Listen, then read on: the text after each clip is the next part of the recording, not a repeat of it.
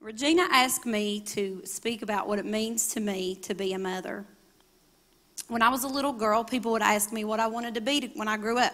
My real answer was, well, I want to be a mom. I thought that was the coolest thing. I just wanted to be a mom. But I was kind of embarrassed to say that because that's not, this is not cool. It was, I would be like, well, I'm going to be a lawyer, or I'm going to be a nurse, or whatever. I'd make something up. It was just lame to say I was going to be a mom. I realized when I got a little older that it made me look like I didn't have any ambition. That you just want to be a mom? Like, really? But I grew up. I went to college. I got a degree. I have a job that pays me. But I have these two really cool kids, and they call me Mom. It is the best job I've ever had. It's the most important thing I've ever did or will ever do. I think the ultimate plan of the enemy sometimes is to make Mom too busy. God help me not to be too busy. They're arrows in my hand. Sometimes it's more than I can comprehend. It's the scariest thing. It's the most wonderful thing. It's the most fun thing. And it's the most terrifying thing. They say that when you have kids, your heart walks around outside your body. That's the real deal. It does. I have two. I loved them before I ever met them. Before they were ever formed, I was being prepared to be their mom. I'm so thankful that I was prepared and continue to be prepared by my Father, because let me tell y'all, this teenage stuff is not a joke. It's the real deal. You better know Jesus before your kids become teenagers. I tell Tiana all the time, you'll never get away with nothing in this town because I know a lot of people.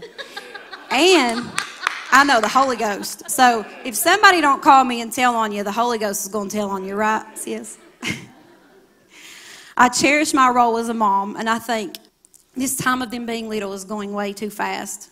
I pray God helps me to slow down and enjoy this as much as possible.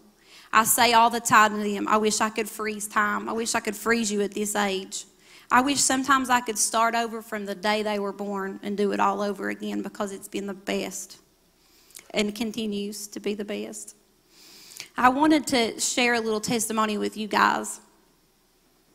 I think it's the coolest thing how God chooses to speak to us sometimes and how He chooses to heal us. And I thought it was an appropriate story for Mother's Day. A few months ago, Isaac was sitting at the bar at our kitchen, and we were having dinner, and he says to me, Mom, I had a dream the other night, but I don't want to tell you because it'll make you sad. I said, well, what was it? He began to tell me about this dream he had of him and this boy passing football in this beautiful field, he said. He said, he didn't say anything to me, but I knew he was my brother. He said he didn't look like me, though. He looked like Tiana. He had light-colored hair and freckles. He was a little bit taller than me. Isaac was right, a little. I cried, for sure. But I wasn't sad. Joey and I do have a child in heaven.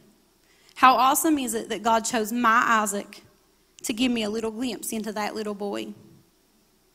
I've thought about that almost every day since he told me. I don't just have two babies, I have three. And I just think it's the coolest thing that after 11 years, God says, this is what he looks like. He loves me enough to share that with me. It's so special to me as a mother. I wondered often what he would have looked like. So today, I'm thankful to a God who ministers to this mother's heart in a special way, and a God who leads me as I get to be a mother to two pretty awesome kids.